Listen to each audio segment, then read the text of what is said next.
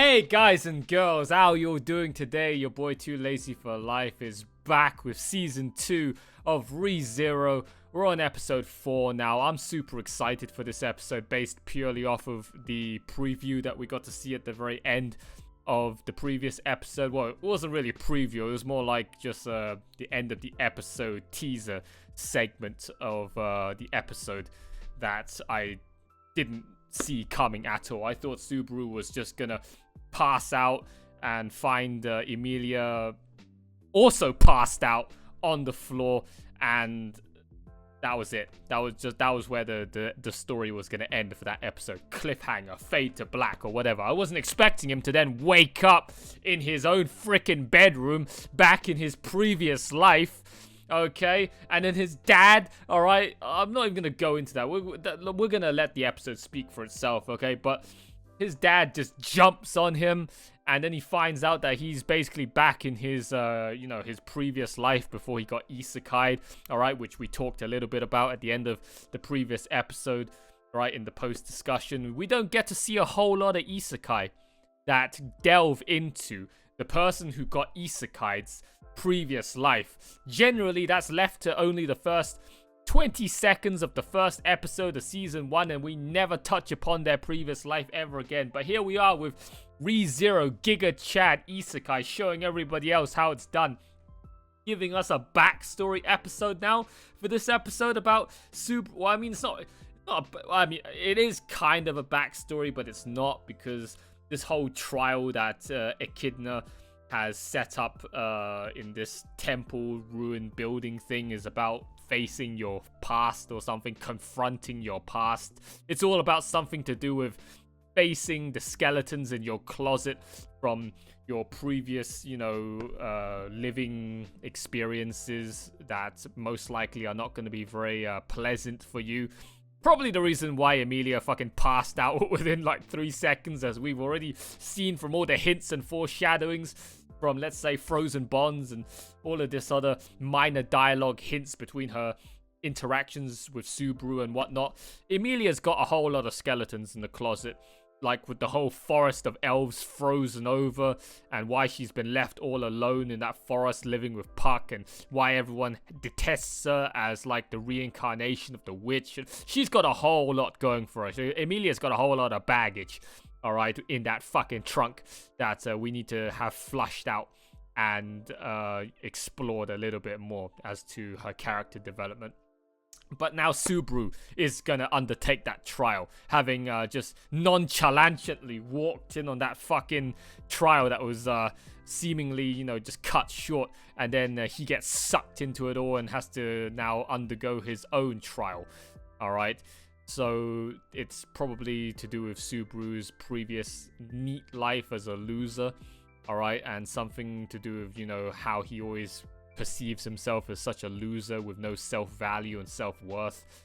So it's probably something to do with that. I mean, that would be understandable as something that you don't want to face your fears, face your past with, your disgraceful, embarrassing past that you much prefer have buried under the rug. All right. So that was basically last episode, more or less, in a nutshell. Then you have all of this other stuff. I'm not going to explain all of it, guys, like for the pre-show. It's going to take forever. Like, I'm just going to list them out for you. Okay, how we suddenly met Frederica after an entire season of not seeing her at all, just one frame of teaser. We met Garfield, who I thought was a fucking short, fat, tubby ginger cat, but no, it's just Bakugo. We've found out a little bit from Frederica that the two people closest to Rosval this entire time was Betty and, surprisingly, Ram. All right, Betty I would understand. We don't know a whole lot about Betty yet, but it seems like she has known Rosval for a long time now, to the point where she even referred to Betelgeuse as Gisu, almost like she knew him as a friend. So Betty has some affiliations with the witch cult, or at least the sloth one. And then Rosval talked to Subaru in that cabin when they found him all bandaged up, that this entire sanctuary was the domain of the Mathers or the Mathers, all right, shared with the Witch of Greed, Echidna. So somehow, all right, it just completely was swept under the rug, flew over everybody's heads that Roswald knew Echidna. All right, Roswald was directly, like personally affiliated with the Witch of Greed. Oh, you know, just don't mention that at all throughout all of season 1. And Betty also don't mention anything at all about the witch cult in season 1. And then Ram apparently knows about Roswald's deeds as well, and we don't know if Ram hasn't said anything up until this point. So Ram's in on it, everybody's in on it, everybody's fucking sus. It's like Attack on Titan again. We got so much discovery to dig up, so much unknown, so many unanswered questions to figure out. Alright, Subaru's in one hell of a puzzle right now because everyone in that sanctuary is trapped. It's almost like a magical barrier, a magical force field, and they can't get out. The only way to get out is to break the barrier, which is to complete the trial, and the only one that should do it is Emilia, and Emilia's already passed out in the first 3 seconds. So we're gonna be here for a while. I honestly don't know how long they're gonna be stuck in this sanctuary for season 2, how long this arc is gonna be. But I think it's gonna be a while compared to the previous dilemmas that Subaru has been in previously, where he has to die over and over again and reset and fix. Well, in fact, he's also got the problem of having to try and get Rem back. So this is gonna be a big arc, if I had to take a guess. Okay, so much discoveries to be had. All right, let's see how things play out. Okay, for Subaru. Is a somewhat pseudo flashback backstory episode disguised as a trial, and for us to, it's basically like a plot device. This trial is to learn a little bit more about Subaru. Okay, so without further ado, guys, in 3, 2, 1, let's go.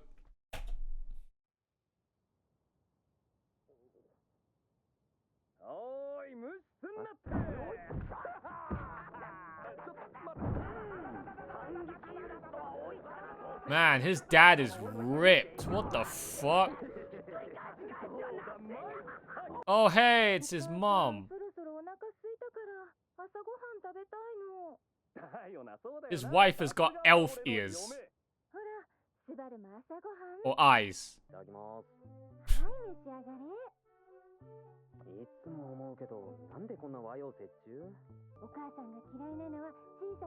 I hate all foods that are tiny and round. What other foods are there that are tiny and round? These nuts! Got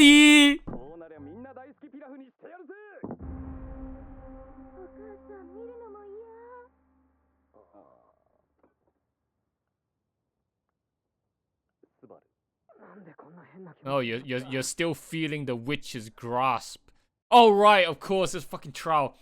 Oh my god, I thought he. Oh, for a second there, I thought he was back in the real world.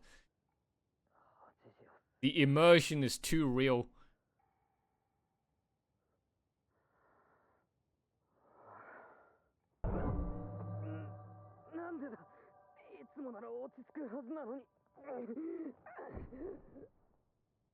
That's a nice room you got there. Fucking weeb. Look at all these posters and anime figurines and manga. Yikes. Typical shut-in neat. Look at all these idol figures right there on the side. Oh god. What fucking anime is that? Is that a made-up one? Huh?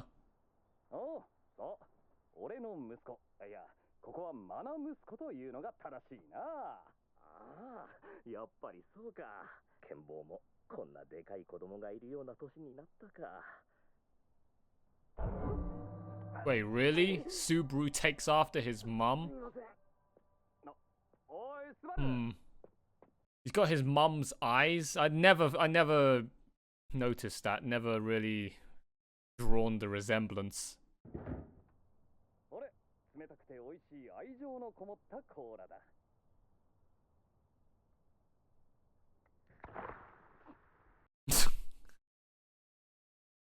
Wow.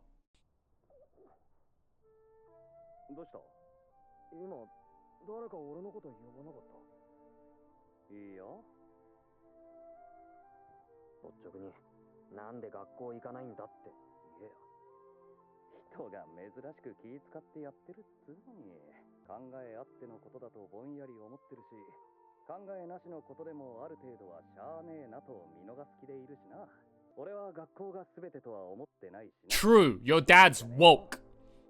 Yeah, your dad is a real one right there. School is not everything. It only takes everybody too late to realize that now in the modern day society. 今朝のお前の面構えがちとマシに見えてよ。面がマシ？面構えの話な。おいおい、本気できそうだぞ。大丈夫なのか？大変だったね。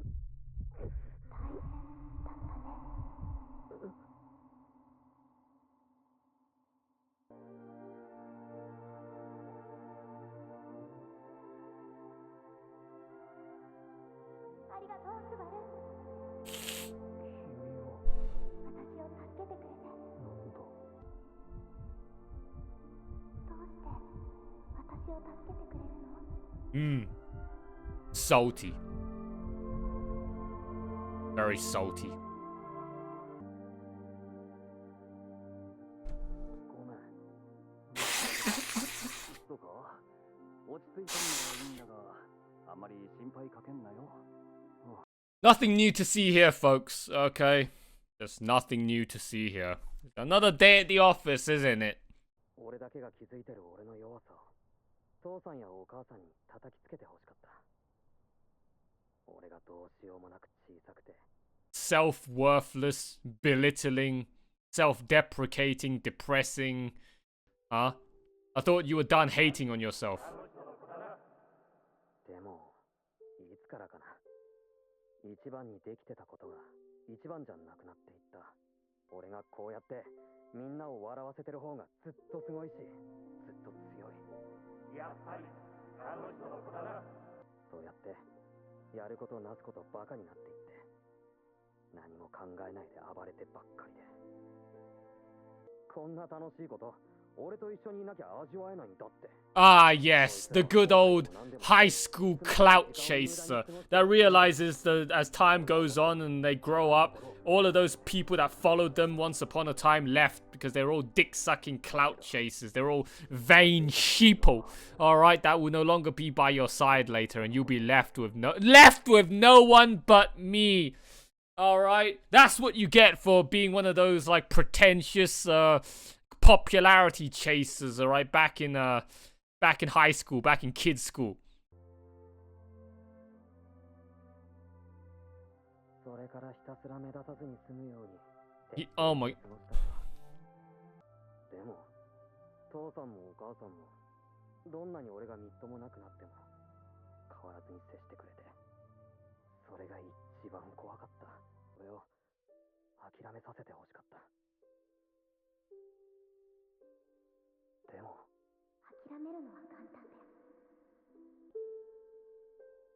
テムはスバル君を愛しています。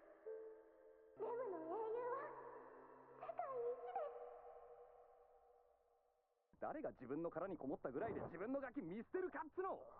そんなアホ一直線な息子の曲がった少年だ。お望みなら俺が力ずくで叩き直してやってもいいんだが。Like Subaru, I can relate to Subaru so much, right? When you feel like you're an absolute piece of shit in life, how do you think your parents might feel? All right, if you're just getting nowhere, like you feel like your self-worth is tied to your parents, okay? Like if you don't accomplish anything in life, then you feel like you get an over sense of guilt, all right?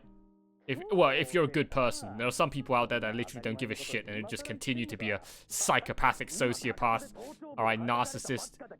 But Subaru's a good kid, all right?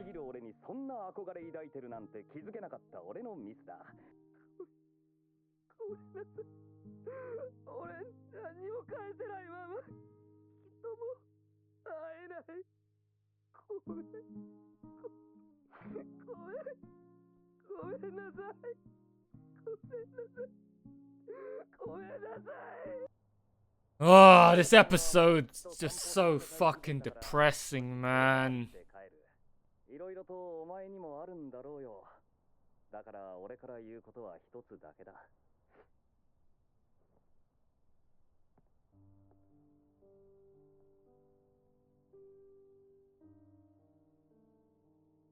お母さんと一緒にマヨネーズ舐める？今はそんな気分じゃ。そうだよね。だってスバル、本当はそんなにマヨネーズ好きじゃない。Oh, really? You don't like mayonnaise? Huh? Tell that to the fucking onsen bath pool worth of mayonnaise in memory snow that Rem made for you. Oh, his mum is so fucking hot. His dad is a lucky boy, man, having to smash that and gave birth to that. お母さんもこんなに苦労しなかったのにね。お父さんと何話してたの？ Oh, you know, we just talked about how I thought you guys hated me and, you know, my whole self-worthlessness that I thought I already had overcome with Rem in episode 18 of season 1, but I guess not.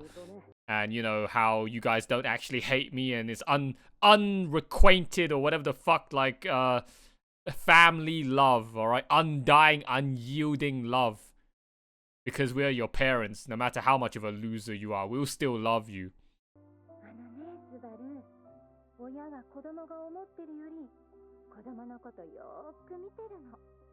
お母さんだってスバルのこと見てるんだよ。うん、そうなんだ。だからこうして今歩けてる。すげえいい子たちなんだ。やっぱりあの人の子だね。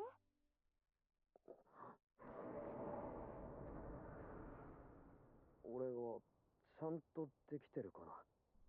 お父さんの半分かっこよくなって残り半分スバルになったらいいんじゃない？お母さん、やらなきゃいけないことがあるんだ。だから長いお別れになる。ちょっと遠くて連絡とかもできそうにないんだ。でもどんなとこにいても俺は二人のことを思ってるし。スバルが何を言いたいのかちゃんと分かってるから。お母さんはスバルのお母さんなんだから。俺結局誰に何もできないわ。何かしてほしいから産んだわけじゃないんだよ。そ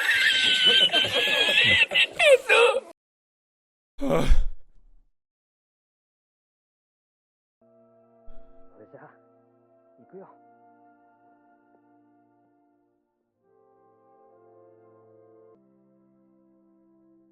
いってらっしゃい。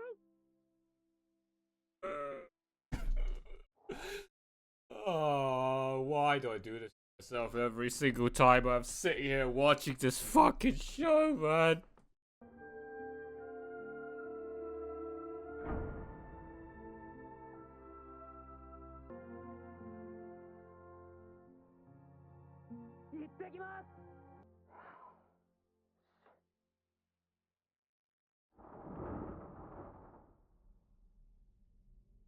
Oh, hello! 思ったより随分と早く着いたね。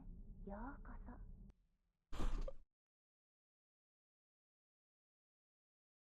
Ah! Ah! Ah! How could you end it like that? Oh my god. Hey, but at least we get an ending, alright? EDs! Maybe I can use this time to fucking pick myself up.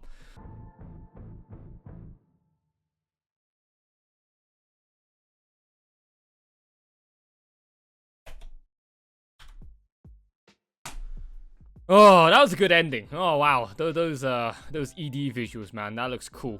I'm gonna have to hopefully see that ED again. I don't know how many more episodes down the line we're gonna get this fucking ED again, and the OP as well. We haven't gotten an OP. We haven't got the OP once, right? Yeah, was it once? And that's it so far in 4 episodes. I hope we get to see the OP and ED again at least maybe once or twice each more. Okay, before we get to the second half and probably the OP and ED changes again. Okay, I gotta appreciate it a couple more times. That's the one thing ReZero. Okay, despite its amazingness at cutting. Holy shit, this episode was 30 minutes long! Holy shit! So this is what people have been talking to me about. Wow, that was a 30-minute long episode and I didn't even notice. I didn't even, like, perceive it. I didn't even realize that it was extra long. That was how captivated I was throughout this entirety of this episode, man. Holy shit. 30 minutes long, and they cut out the OP. Okay, like, I love how ReZero leaves out the OP and it extends the episode. That is a fuck ton of extra runtime, but I would like a couple more OPs, man. They're too valuable. They're too rare. Okay, if it was a shit OP like Babylonia's fucking OP, whether it's OP1 or even the more disgusting OP2, okay, I wouldn't give a shit if you cut that out. I'll be thankful, okay, that you cut that out. But ReZero's OPs and EDs, they're so good. The visuals, the songs, the whole choreography of just the whole production of both of them, that they're very, very good, and I would love to see them every time.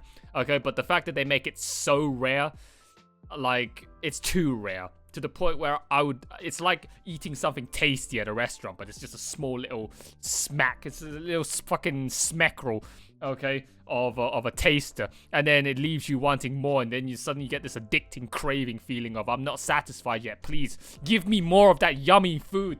That's basically ReZero's OPs and EDs in a nutshell, from my experience so far. Alright, it's just the fact that they're so good, but they don't come around often enough for you to feel satisfied.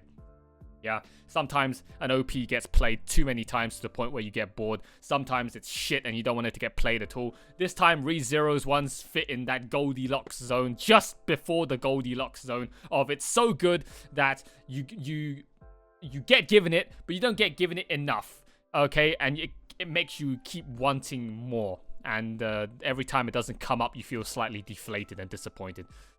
Okay, so that's the ED. Alright, that's what I thought about the visuals. We're gonna have to see it a couple more times before I give you my final verdict. But from just first glance at it, it's solid, good, A++, S-tiered shit right there.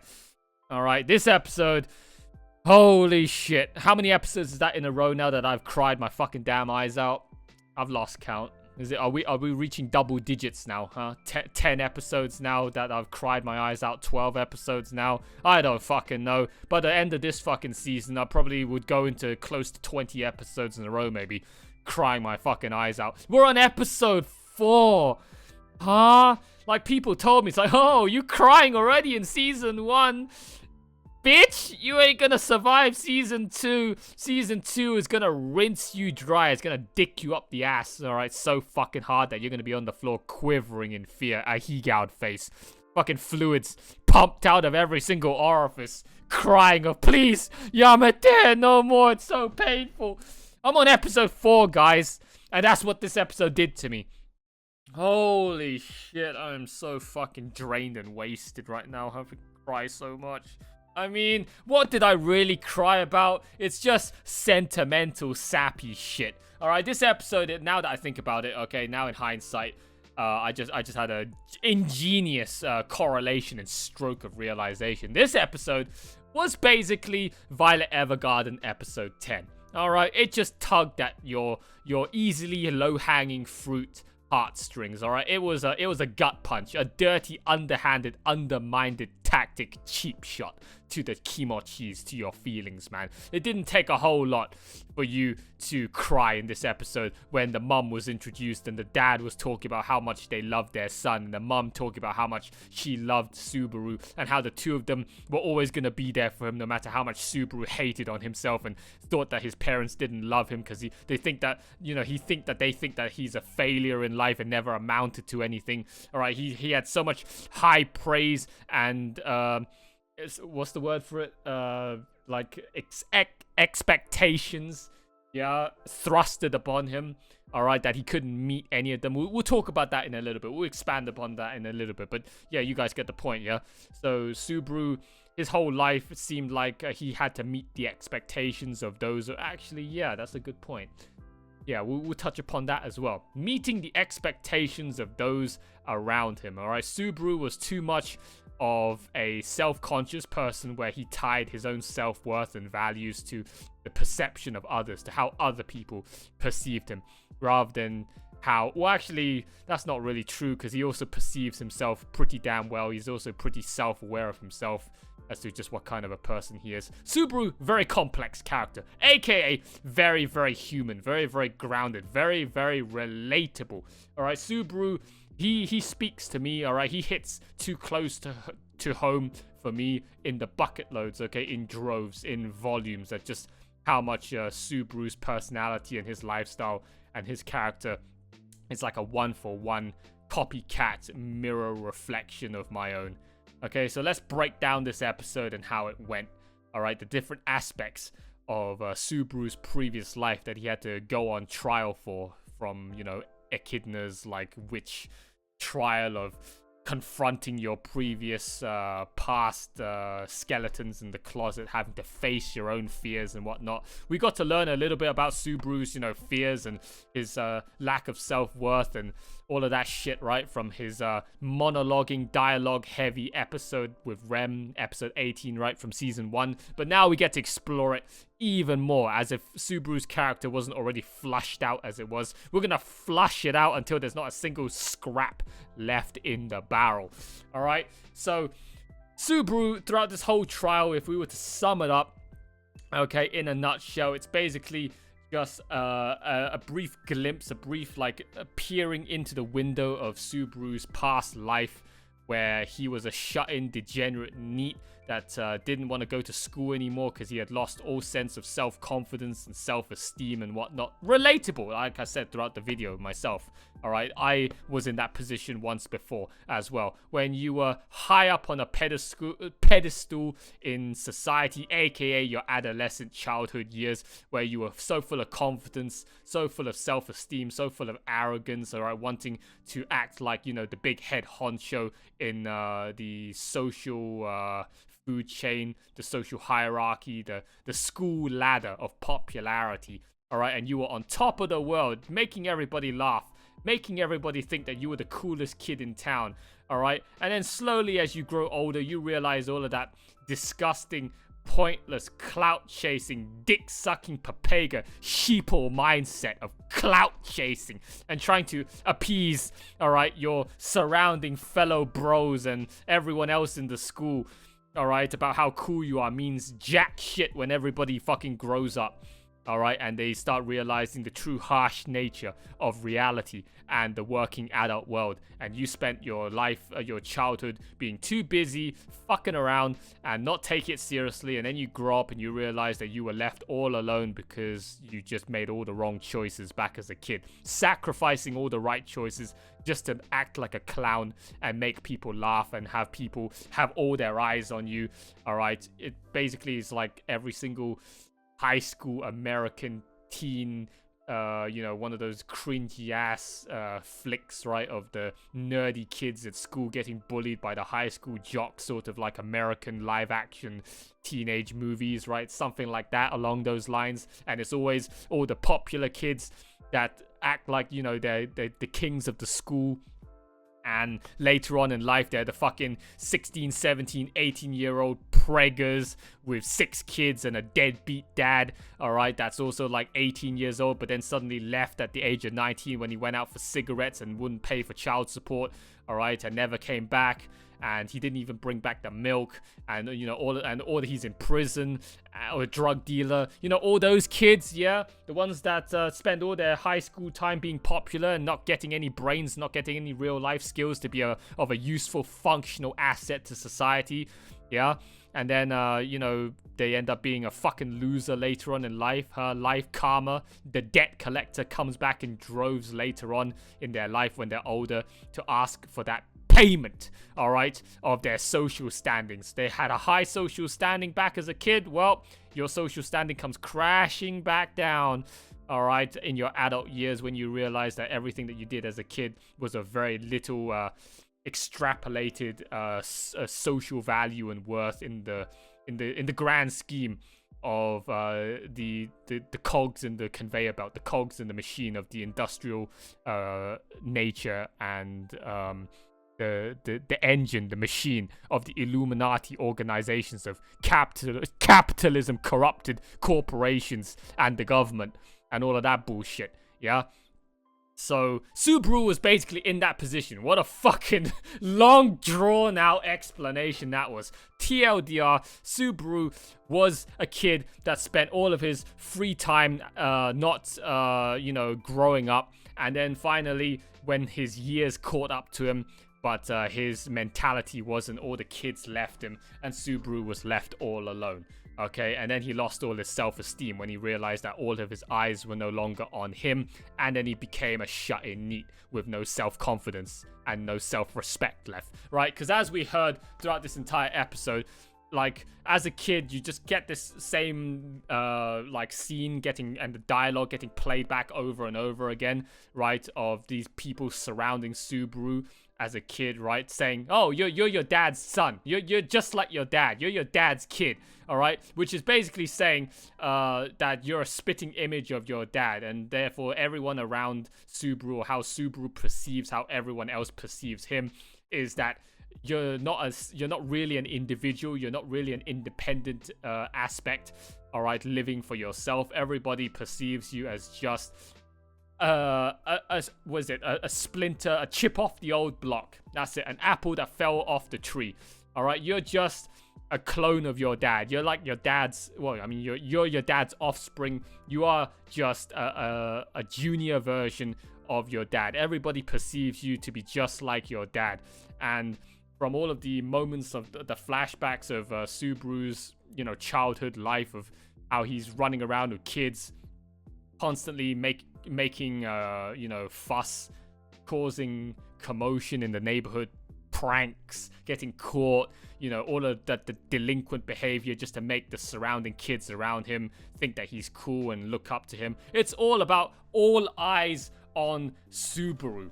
At the same time, everyone else is also perceiving Subaru to be like his dad. So can you see, it's like these two conflicting aspects of what society is trying to make Subaru to be. All right, and Subaru's having to comprehend that. Also, yeah, the constant running, right? The track and field thing of him winning the medal, right? So Subaru has been constantly winning first place in his school's like sports day track and field, and he has just been so used to being number one, again tying into the whole his kids, like his gang, right, going around the neighborhood causing trouble. Everybody just used to look at Subaru. Subaru was put on a pedestal of triumph and success, and at the same time also being seen as like a spitting image of his dad. And therefore Subaru had two things to juggle. He had to try to appease everybody and try to make everybody, look at him. All the attention is on Subaru, basically being a clout chaser. And at the same time, also trying to live up to all of these other grown-ups, adults' expectations, right? Of, like, trying to live up to his dad's image, yeah? So, that's very difficult, all right? So, you're gonna have, hey, two parties, remember, you can't save everybody. To save one person means to not save another. You cannot save everyone. To save everybody, to try and please everybody, in the end, you'll end up pleasing nobody, all right? So Subaru had to, in the end, that was the dilemma that he was left with. He ended up falling out with all of the kids, all right, because they all grown up, and they just don't do that childish, immature shit anymore. And because he spent all of that time doing the shit with the kids, all right, he no longer felt like he was of a worthy standing to uphold and to be a representative of, a spitting image of his dad and how great his dad was. Okay, so in the end, Subaru was left all alone in the dark, feeling like he was of no worth to anybody. He couldn't live up to anybody's expectations, and then he ends up just being a shut-in NEET. Okay, so this whole trial that Echidna had put Subaru through when it comes to facing your past fears, facing your past, facing your... What the fuck am I on about, man? I'm just ranting, man, for like the last 20 minutes. Holy shit, brain.exe started to crap out. Oh my god, it's almost an hour long, this fucking video. Who the fuck's gonna stay and listen to the ramblings of an old man at this point? Huh? Jesus Christ, what am I on about? So Subaru he, right now, through this trial, needed to confront his embarrassing, self-deprecating, self-belittling, lack of self-esteem, self-confidence past. Okay, the fact that he thinks that he's of very little self-worth. Again, we touched upon this already in episode 18, okay, in season 1, but here he is, still not knowing how to move on, because I guess one aspect that he didn't manage to lay to rest with, to peace with, okay, was with his parents. He vented all to Rem about his own self-awareness about how much of a scumbag he was, but there was still just this one thing that was still in the corner of his mind that hadn't been settled yet, hadn't been closed yet, all right, which was the fact that he left without really, you know, tying up loose ends with his parents. One day he just got isekai'd and, you know, he never got to see his parents again. And his parents didn't know whatever happened to Subaru again. And everything that Subaru wanted to say that he said to Rem that he couldn't say to his parents was left as an open door of uncertainty, and therefore eats away at the back of Subaru's mind, which is basically what Echidna had him go through right here. Okay, to try and see if he can also close that door once and for all and learn to move on. Okay, so Subaru having to face the fact that he was a shut-in NEET, which he didn't really do before he got isekai'd. You know, Subaru just tried to just smoke copium and try to just get on with his everyday life, knowing that he was a shut-in NEET, but not having to, you know, face it, right? Subaru didn't want to face reality being a shut-in NEET. He just lived everyday life, okay, as best he could without trying to acknowledge the position that he was in and what his parents may have thought of him. He was just trying to, you know, shut his ears off, shut his eyes off, kind of like that kid right back in a silent voice, right? That dude, okay, before he opened up at the end of the movie. He just tried to close everybody off and just not face reality, have his head dug in the sand like an ostrich. Okay, but here he is in this trial, facing those fears, all right, and trying to openly, verbally communicate with his parents and to everybody else involved in this alternate, like, space-time continuum of Echidna's trial of, you know, just getting it over with and moving on. Okay, so Subaru finally confronted his dad, confronted his mom about everything basically that he talked to Rem about, how he's a worthless piece of shit and how he can't amount to anybody, he can't live up to anybody's expectations, which, by the way, we've already talked about this with Rem and Emilia, right? But specifically Rem, how Subaru was the one that talked Rem out of being so self-deprecating to herself about how she couldn't live up to the expectations of her older sister Ram and how she feels like she has of no self-worth. And then it was Subaru, okay, that snapped Rem out of it, saying stop trying to live up to other people's expectations, all right? Live for yourself.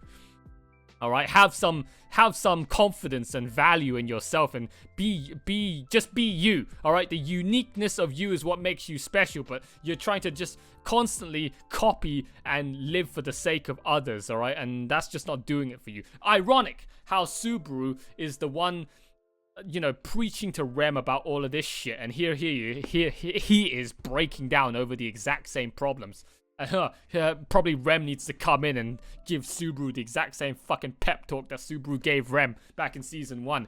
Alright, so Subaru, you know, he feels like he can't amount to anyone's expectations of him with respects to his dad, and in the end, you know, it was all in his head, alright, because both his mum and his dad said, no matter, you know, what kind of a person you are, we'll still love you, alright, because we're your parents. And that choked me up inside, alright? That fucking hurt me so fucking hard. Okay, in the end, it was just all Subaru's delusional thinking. He just put all of those ideas in his head that everybody around him, okay, despised him, especially his parents, right? His parents spent all of that time and effort, all that hard work, all that money and finance and time and whatever, raising Subaru, thinking that he was going to grow up to be a good investment and pay them back sometime later in life, okay, and maybe look after them later in life. Again, these things that I'm talking about just hit home too hard, man. It hurts watching this episode, okay? Just raising Subaru to be a good, functional member of society, and what did they get? Just a shut-in, socially dysfunctional NEET, okay, that is just so mentally broken inside. So, you know, Subaru would think that if you were the parents, you're looking at it from the parents' perspective, looking at Subaru, how would you feel if your child, after all that hard work, turned out to be like that? And then Subaru ends up just putting in the ideas into his own head that if he was in his parents' shoes, his parents should just kick him out of the house and disown him. Alright, and just have nothing to do with Subaru anymore, because Subaru is an absolute fucking walking failure of a human being that just couldn't accomplish anything in life. He talks big, he acts all arrogant, like he's on top of the world, but he's got absolutely nothing to show for it, which is why he's just so... He's so twisted in the mind right now, okay, in terms of his depression. But his parents eventually just told him no. You're just thinking about this all wrong. In fact, his dad beat him over the fucking head several times. How dare you, okay, talk like that? How dare you, like, you know, put into your head the perspectives, okay, the perceptions that your own parents would think about you in such an ill manner. Okay, we are your parents. We'll always love you, Subaru. Okay? Ugh, it's sad. Okay? Like Subaru is just so relatable, man. It's just really heartbreaking, heart-aching. As you clearly saw, how many fucking episodes now have I cried in a row for ReZero? And I don't even know how many more down the line I'm gonna continue crying, man. This is just so fucking depressing. This one, it wasn't like deep philosophical shit and the complex writing that made me cry. This is just basically Violet Evergarden episode 10. Straight up cheap shot to the Kimochis with the whole family bonding, family love between a mum and her child sort of shit, just like episode 10 of Violet Evergarden with that mum and her child. It's just cheap tears. But it still was tears nonetheless, and it still made me cry my fucking eyes out like a goddamn kid. Okay? It's so sad. I'm gonna have to go lie down later and just rock myself to sleep. This episode truly has been an absolute mood for the rest of my day, man. So, in the end, Subaru saying goodbye to his mum once and for all. Man, that hurt. It's like, I'm gonna be going now, mum. I'll never see you again.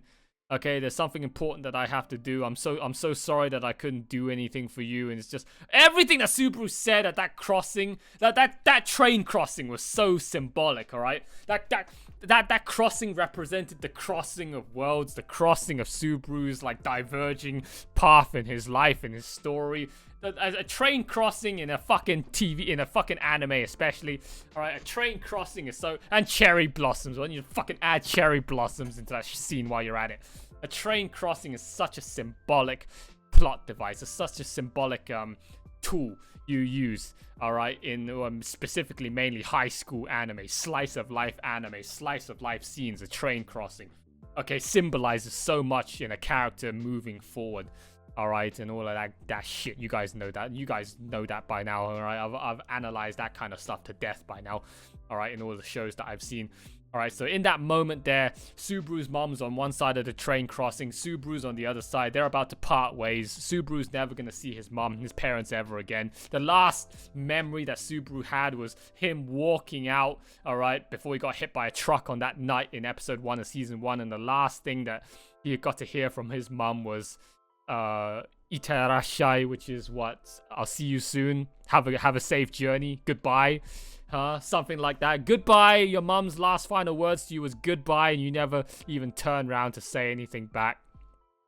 Oh, it just hurts, man. So fucking painful. But hey, I think at least Subaru's finally learned to be at peace now. He's put the skeletons away in the closet, or in the coffin, and buried it once and for all. He's finally learning how to move on from that guilty conscience past memory of his. So I'd say, did he pass the trial? Yeah, I mean, I'd say he did. I'm guessing Emilia couldn't face her past or whatever memory she had. That's the reason why she collapsed or the lights went out. But I guess Subaru, I'm guessing if from Ram and Bakugo's perspective outside, that the lights are still on, the temple is still glowing.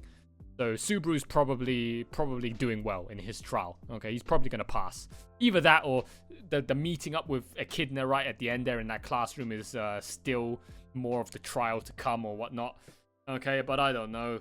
All I know is it was a fucking painful episode. Okay, like I said, ReZero, man. Like, ReZero, fucking Giga Chad Isekai series. Getting to explore what happened to Subaru in his previous life before he got isekai'd, and you know the people that he used to love and interact with on an everyday basis in that previous life. No other isekai that I know of does this. Alright, they cover it in the first minute of episode 1 of season 1 and they never touch upon it again. But you never think about when Subaru gets isekai'd, what did the people in that previous life must think when Subaru disappeared? I mean, just look at Subaru's parents. It's not like, you know, it's not like Subaru had disgusting, despicable, hated parents that Subaru would have loved to have been, you know, detached from once and for all, and isekai'ing him was indeed a godsend, was a gift to him, was you know, a reprieve for Subaru's current life situations. No, Subaru had very understanding, very accommodating, very caring, loving parents. He had an awesome dad. I don't know what his dad did, all right, for an occupation, or what is his dad? How is he so fucking jacked? How is he so fucking ripped? All right, he's wearing orange fucking like trousers all day long. Is he like a fireman? Is he like one of those orange fucking outfit firemen, like from that fucking hentai of that orange fucking pantied fireman that fucks that fucking redhead girl? I don't know if any of you guys have seen that fucking hentai. You guys should watch it. Recommend it on Hentai Haven. All right, just some Giga Chad looking fireman dude with orange pants. All right, constantly shirtless that just keeps fucking railing this like small petite hot looking ass babe redhead girl, and she's just getting fucking creamed, okay, constantly every single episode, man. Damn, that's hot. That's some spicy shit right there. His dad basically reminded me of one of those fucking yaoi gachi koi firemen, okay, gachi hyper firemen. And then his mom as well. His mom was fucking hot. Okay, lucky Subaru's dad managed to hook up and smash that, tap that ass. His mom also had like elf eyes as well. Definitely an absolute beauty, man. And then they say that's where Subaru got his eyes from. I never saw the resemblance, unfortunately. Those eyes reminded me more like Emilia. That's what I thought when his mom walked into his room for the first time. It's like, oh, you look a little bit like Emilia, don't you? You look a little bit like another forest elf. Huh? But this is the real world. That was Japan. That's not in some random isekai, but in that world where Subaru's living in IRL, there's still girls that look like hot woodland elves. Damn, that must be a rarity. Yeah, Subaru had a very nice life for being a shut-in NEET. Still very loving parents, okay? And the fact that he just one day disappeared off the face of the earth, I don't know how his parents must have felt, okay? I don't know whether they're going to touch upon... I highly doubt they're going to touch upon that any further. This is probably the end of his backstory, unless maybe they'll flash back how his parents might feel later on in the show. I don't know. You guys let me know in the comments, all right? How his parents might have felt when they realized Subaru just up and disappeared one night after he went out to the grocery store to buy milk and never came back. And the last thing his mum said to him was, "Iterashai." And his mum never got to see him ever again. His dad never got to see him ever again. His parents must have been so heartbroken. Huh? This is the shit that I'm talking about. Same with like all the alternate realities that Subaru has been in. Alright? Where he's killed himself, offed himself in that moment to reset himself to the previous checkpoint. Like in Steins Gate. Alright? Every single timeline that you keep making causes more diverging, like, what is it? Like beta lines or whatever the fuck you call them, all of the other butterflying effect, different alternate reality lines. Every time Subaru kills himself, don't you think that there is another alternate reality that he left in his place before he went back to the previous checkpoint? That moment where he killed himself, what do you think in that alternate reality all of those other characters surrounding Subaru, related to Subaru, like that have some affiliations to Subaru, must feel? Like when Subaru asked Julius to go and behead him, right, in season 1 to stop Betelgeuse. When Subaru stabbed the sword in his throat, all right next to Rem, right in the middle of everybody else that's being treated, right, at the beginning of season 2. How do you think Emilia would have felt suddenly finding Subaru's corpse sitting next to, lying next to Rem's fucking pseudo corpse, huh? Like when Subaru jumped off the cliff after he said "I love you" to Ram, and then splattered himself all over the rocks. You'd think every single one of these like alternate timelines that Subaru has been in, you'd think how you know what, you just don't consider the feelings of the people in those alternate timelines. The same with his mum and dad. All right, this is considered like the original, the OG, the prequel timeline before Subaru quote unquote killed himself to reset himself, but this time reset himself forward in another world, all right, in the ReZero universe. What happened to the previous timeline that Subaru left behind, where his parents one day found out that their son never returned? Huh? That's something an isekai never fucking... Well, I mean, isekai don't generally do the whole death looping thing, so this is a ReZero thing. I mean, did they... I don't think they even really did that in Steins Gate, right? Every time the dude Hyo-in Kyomo-kun reset himself, they don't really touch upon the previous world line that he left behind, right? So ReZero, I don't know whether they're gonna touch upon it, but I highly doubt it. But it's just something, you know, again, when it comes to time traveling and multiple different world lines and the whole death looping thing, you never really appreciate and explore and delve into all of the world lines that you leave behind, all right? And, you know, just what everybody else might think of you so selfishly committing suicide, all right? That is very analogous to real life, right? Analogous to real life. Hence why people say it's a very selfish thing to commit suicide. You kill yourself. You know, you're so edgy. You're so hopped up on emotions at the time. You off yourself. And then you think, oh, death is a sweet relief. A sweet release. All right? My pain is gone. My troubles, my worries are gone. I'm gone. Don't have to worry about any of my problems anymore in real life because I offed it with Sudoku. All right? That's a very selfish sentiment, a very selfish mindset. The moment you off yourself, you leave behind not only the world that you were in, but everybody that was tied to you. All right? And then when they find out, when the news spreads that you've just killed yourself and you've left them all behind without saying a word and you're not giving them any answers, you leave them in such anger and frustration and confusion. How do you think they feel? Of course you're not going to feel anything. Of course you're not going to think how they feel. You just fucking selfishly offed yourself and killed yourself, and hey, you're gone now. You leave the problems to everybody else that has to go find and deal with your fucking dead body. How do you think, okay, your family, your loved ones would feel when they found out that you committed suicide and you left them behind? You're going to psychologically damage them, okay, for a good long time, okay, having done that. But no, you selfishly go and do your own thing, which is basically what Subaru in a way kind of does every time he resets himself. He selfishly leaves behind, he sacrifices the people he leaves behind in that particular world line, in that particular alternate reality, to reset himself back to the previous and making therefore another brand new world line where he does all of the options, chooses all of the options differently to create a different, better alternate outcome for himself in that specific world line. Okay, so where the fuck was I going on with this? Huh? Oh my god. Holy shit, an hour and 11 minutes.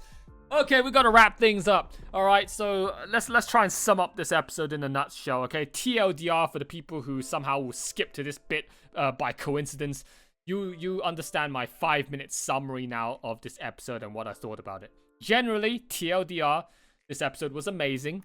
I cried my damn eyes out. We got to learn a whole lot about Subaru's past, more about his character, about his whole, you know, lack of self-worth problems, and this time tied to his parents specifically and how he thought his parents perceived him being such a loser. All right, he basically made up with his parents. All right, all of the skeletons in the closet with him and his parents and his wrong misconceptions with his parents, Subaru has cleaned out the closet, put them all in the fucking graves, buried them, all right, tied up all the loose ends. Subaru now moves forward, all right. He's learned to finally be at peace with that troubled past, and he'll just susume. Okay, great episode, packed full of intimate family bonding dialogues and emotions that anybody with loving parents and with a loving, healthy family relationship would choke up to, all right, can relate to from this episode with Subaru's interactions with his parents. I certainly did. You see how much I fucking cried my damn eyes out this episode? Holy shit. And it touches upon, the same concepts that we've been talking about so much already with ReZero, about self-worth, self-deprecations, okay, living up to other people's expectations, and then other concepts that I bring up specifically that the show hasn't touched upon yet, like how, you have all these alternate world lines that Subaru has been leaving behind, and what the people that he leaves behind must feel about it, and ReZero doing an absolute 5-head meta gaming move to actually touch upon the ReZero touched upon one world line that Subaru has left behind, in a way. Not really. I mean, they touched upon Subaru's origin that he left behind, but they didn't really touch upon the aftermath of what happened when Subaru left it behind, and how everybody that was emotionally attached to Subaru may have felt with him leaving. But then that goes with just about every other alternate world line that Subaru had killed himself to reset himself and left behind. We haven't touched upon any of those either. Okay, but it's still nice to get to see Subaru's past life in this one 30-minute extended long episode of heavy content-packed, content-rich, dialogue-heavy goodness that no other isekai tends to do. Or not that I know of anyways. Alright, so, yeah, that was about it. It was a very, very depressing episode. My kimochi's thoroughly obliterated yet again, just like episode 10 of Violet Evergarden. Alright, so that's it for this episode, guys. I think it's time for us to move on to episode 5. Holy shit, has this been one hell of a recording. Most of it was just me rambling. I couldn't even have my thoughts composed and collected coherently, because this episode just broke me so damn hard, man. So, yeah. If I come up with anything else, okay, I'll talk about it at the start of next episode. But for now, we're going to leave it as it is. Alright, so that is it for episode 4 of season 2 of ReZero. Hope you guys enjoyed feasting on my tears yet again. I'm sure this won't be the end of it. There's going to be probably more streaming fountains gushing out of my eyes to come for you guys to fucking slurp up. Okay, so remember to like, comment, and subscribe if you're watching on YouTube. Even if you're watching on Patreon, head on over to the YouTube to leave me a like and a comment. And if you haven't already, please subscribe. Okay, also consider joining the Discord and joining the Patreon. Links are all given in the video description down below on YouTube. So click on all of them and just set yourself up and become more of an integrated member of the ever-expanding, ever-branching reaches of the Too Lazy for Life network and infrastructure here on the wide web. Alright, big massive shout out to all of my existing patrons right now supporting me on Patreon. And last but not least, big massive shout outs once again to the Sloth Troopers, Tomato, and Eden's Musketeer. And also to Flawed Otaku as well, before I suddenly forget and leave that one out. Alright, thank you, you three, so much. And also to the Supreme Sloth supporter, as always, Zozo. Alright, top dog supporter. Alright, 2 more spots available, okay, on my Patreon for the Supreme tier supporter. Alright, so please sign up if you want to show everybody else that you are that dedicated, that faithful of a Too Lazy for Life fanatical, loyal servant. I'll very much appreciate it. Okay. So that is it, guys. 1 hour long or more video. All right, holy shit. Episode 4. Episode 1, 47 something minutes long recording. 2 was like 45. 3 was like 47. And now episode 4 is like 1 hour and 20 minutes. Holy shit. Are we gonna do this every episode of season 2? This is way too long, way outside of the boundaries of my comprehensions of what I was getting myself into, man, with this series. Season 2 is so far just so cram-packed full of content to talk about. It's insane. This is literally the second coming of Attack on Titan, like I've been preaching so far up until this point. Alright, so that is it for episode 4. I'll see you guys over very shortly for episode 5. Alright, coming up for you guys next. But until then, that is it from your boy Too Lazy for Life. Catch you later.